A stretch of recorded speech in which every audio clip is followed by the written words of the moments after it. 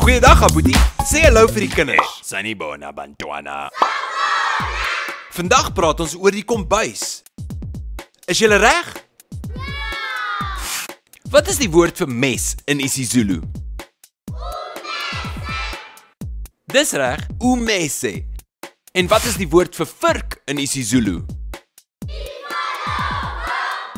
Dis reg, imfoloko. En wat is die woord vir bord in isiZulu? Ipuleti. En die woord vir lepel in isiZulu? Dis reg, ukezo. En wat is glas? Ingilazi.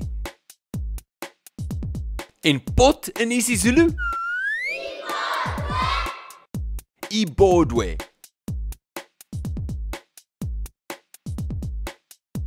So, ons het umese, imfoloko, ipoleti, ukezo, ingilazi en ibodwe. En nou kan julle hierdie woorde gebruik om sinne te vorm. Totsiens, Aboetie. Salani kakle.